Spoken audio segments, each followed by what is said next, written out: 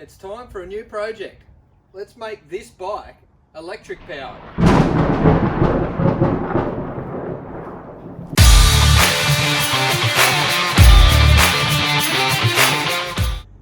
So why electric?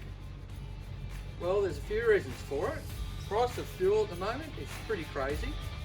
The noise is a big part of the reason, and also it's the future. I mean, most things that we're going to be driving, flying, riding in the future will be electric powered. So it's the technology. Electric motors are also really torquey from 0 RPM, which is pretty exciting in a bike. No gears, obviously, just on you go. The main reason for me is the noise. I love this KTM 530, it's an absolute beast. It's really loud, and sometimes the places you go riding, the noise can be a problem. So we're going to convert this bike to full electric power, and I'm going to show you the process. This is a 2009 Honda CRF 250R, and basically I bought it as a rolling bike, as you see it here. The guy I bought it off, he bought it just for the engine to put in one of his other bikes, so it suited me perfectly. It's the complete bike less the engine, and so it's a prime candidate for an electric conversion. And I'm going to show you what's involved. I'm going to show you the steps and the components, and then we're going to go riding it. So what's the first step? Well, I guess first step is to find yourself a bike. I mean, you might have a bike that the engine's already blown, or you might buy, like I did, a roller. Once you've got yourself a bike, obviously, being the obvious first step, the next step would probably be to get your kit. Find your manufacturer of the particular kit that you want to use for the conversion. Myself, there's a company locally to me, and the owner happens to be a friend. I've seen a couple of his bikes, and he supplies the kit with everything you need. And he's got kits that he's already engineered for both the Honda CRF type bikes and the Yamaha YZF bikes. So for me, I was looking for one of those two as a roller because he already had everything developed for those. I mean, the kit you can adapt to anything if you're handy enough, but I wanted something that was mostly bolt in and ready to go. So that's how I came across this particular bike. Look, I'm no expert when it comes to electric vehicles or the technology involved with them, but I'll put a link to the description of the company that I bought my kit from. They're local to me in Newcastle, as I said. El Mofo's the name of the company, and they do these types of things all the time, so they're the ones for any technical questions. I mean, I've got a basic understanding. There's essentially three main components. There's the electric motor, obviously there's a battery pack, and there's a controller, essentially. There's obviously a lot more to it than that. That's just the basics, and that's pretty much all my understanding of it. But let me show you what's included in the kit. So let's have a look at what's in the kit. Everything you're going to need is in these three boxes. So let's crack into it. Like I said, I'm absolutely no expert when it comes to these things, but I'll give you my basic understanding of what we're looking at. Box number one. So this is the charger. That's an intelligent, high-speed charger for the system. So that's cool. Definitely going to need that.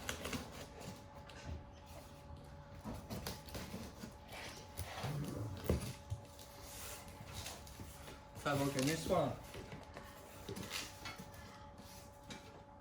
So we've got some side panels.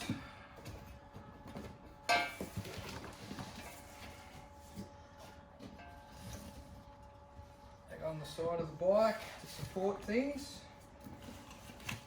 We've got A couple of the brackets to mount the motor.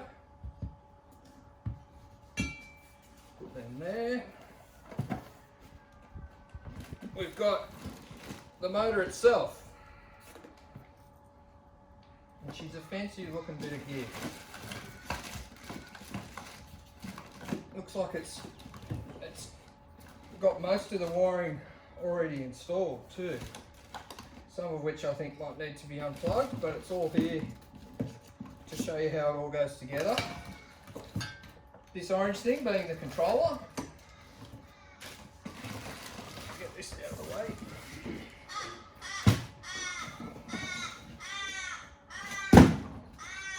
Got some brackets and mounts, nuts and bolts, Anderson plug, some cabling,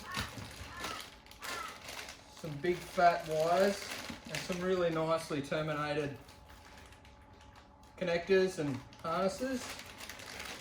This is all very high quality gear. I'll give you a better look at it as we go along.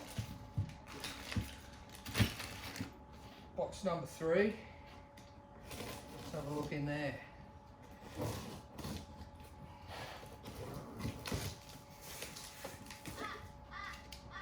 Okay, so we've got a motor, we've got a controller, we've got a charger, we've got the side panels, some of the other bits we're missing. So a new rear sprocket, the gear ratio changes, and the chain type changes. So new sprocket for that, which is awesome. And then we got the grunt. So this is the battery pack. There's 2 parts to it. That smaller part there. And then this big bad boy there. So that's pretty much everything.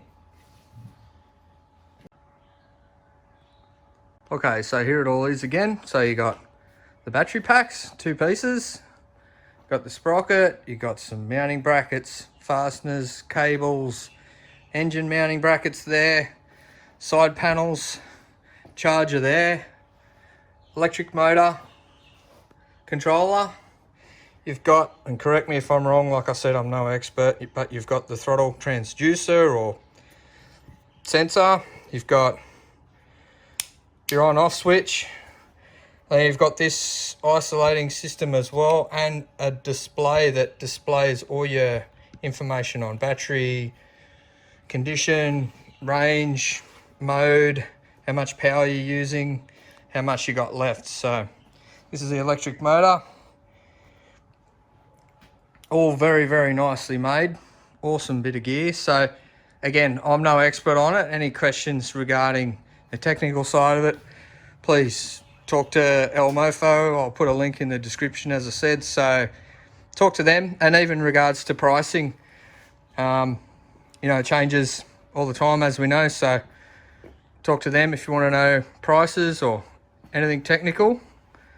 So as exciting as all of this cool gear is, and as keen as I am to get it into the bike, we can't do that yet. The first step we've got to do is get the bike ready for some of this gear. So what do we have to do? Well, as I said, the bike is as it is after the engine's been removed. So there's quite a few things we've got to do. Obviously anything to do with the old engine needs to come out and be removed. The bike needs to be stripped down. You know, the clutch, obviously, take that out. The old kill switch comes out, decompression lever comes out. Take the seat off. Radiators are still here, so they need to come out. All the airbox needs to come out because the controller lives in there under the seat. And actually, the engine mounts through this bolt here, the main swing arm bolt. So the bike's got to be disassembled to an extent to get it ready. There's a couple of modifications we need to make to it as well to accept the motor and the battery pack. For example, these lugs get cut off and ground flush, they're not needed.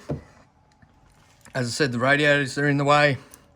Throttle cables are no good to us. The whole throttle assembly, that'll all come off. So yeah, the next step is to tear it down.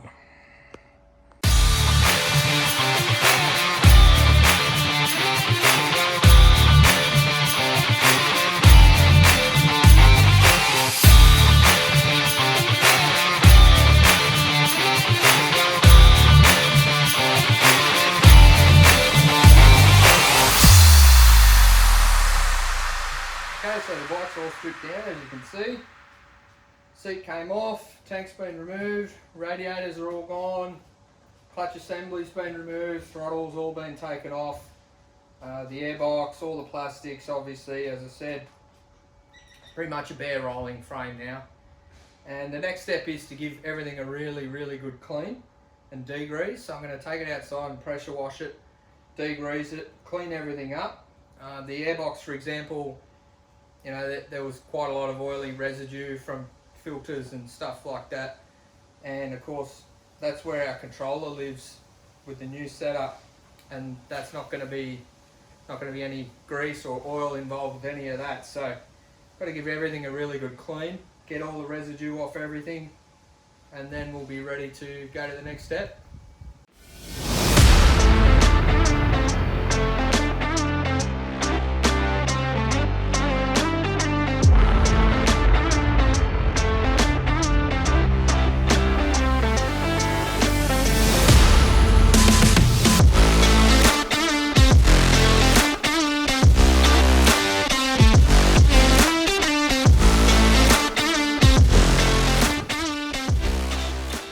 So the bike's all cleaned up and it's ready to go to the next step in accepting its electrical fate or future. While I was cleaning that and I was waiting on the bike to dry, I've prepped the sprocket. So I just had to countersink the holes, give everything a good sand and tidy up, and flap disc a slight bevel on these edges of the teeth. I don't think you'll have to do that. I think this is just because I'm using a new style sprocket. So I've done that, and now we need to get it ready to put some of this gear into it. Starting with the electric motor. Okay, so the bike's all nice and clean now. Back inside. I've lifted it up on my hoist just to get it a nice working height. And the next step we've got to do is actually cut off some lugs on the frame to clear the battery pack. So I'm going to do that before I install the electric motor. So it's these lugs here. They've got to go. I've marked them where I'm going to cut them. And I'm also going to cut this lug here up the top where the factory petcock bolted. So it can go, and those two there can go, and then we'll be ready to start installing stuff.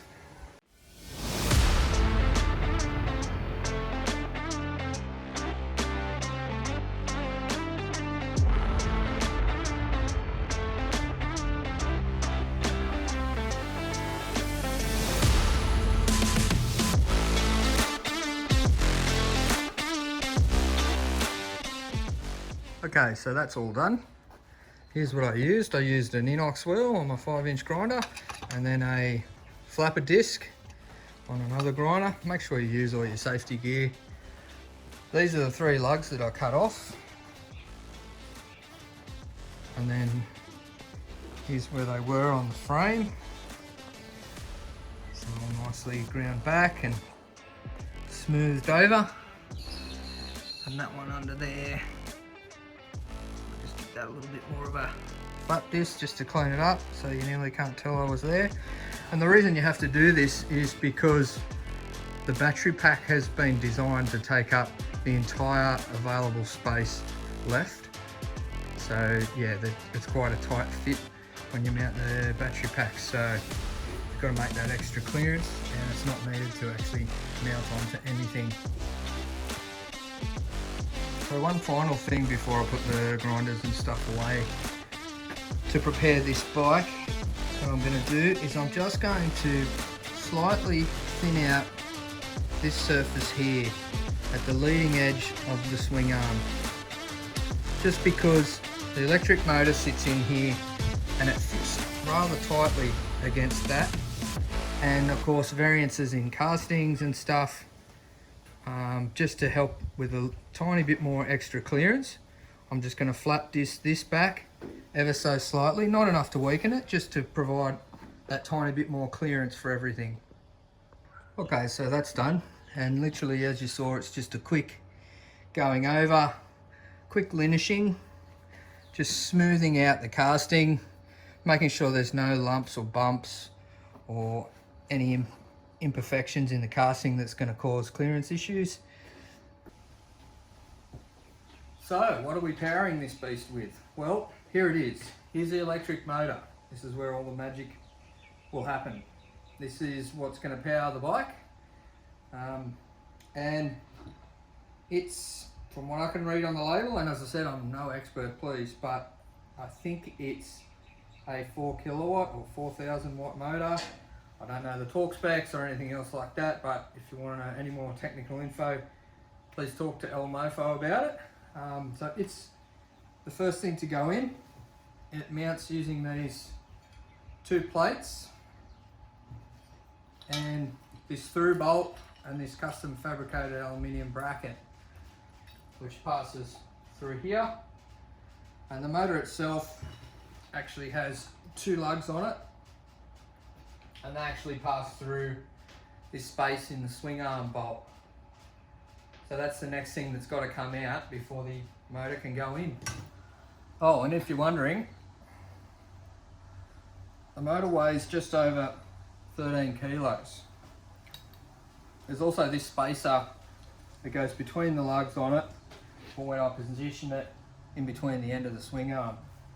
Now these bolts can give a bit of grief to come off if the bike hasn't been maintained very well. I know an old XR of mine gave me a fair bit of grief to get this bolt out, because I'm not sure it had ever been done. But hopefully this one comes out without too much trouble. I've sprayed a bit of WD on the bolt. I'm about to take the nut off, 22mm nut, and then I'll just back the bolt out just enough to get the motor to sit in there.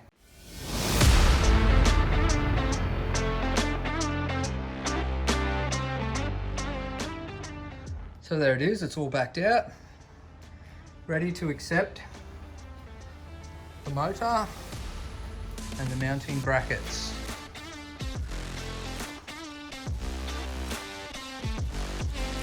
So I'm just going to bolt these stainless steel motor mounting brackets onto the motor to get it ready to put into the frame.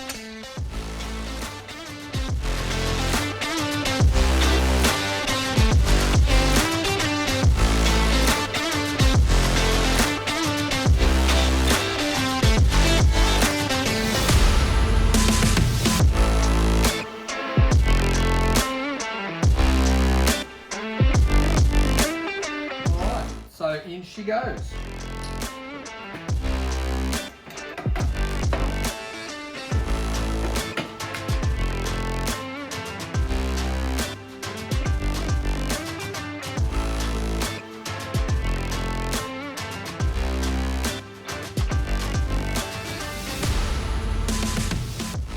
And it looks like I've got the clocking wrong on the mounting brackets, so I'm going to undo these fasteners and fix them up, because that's meant to bolt down there.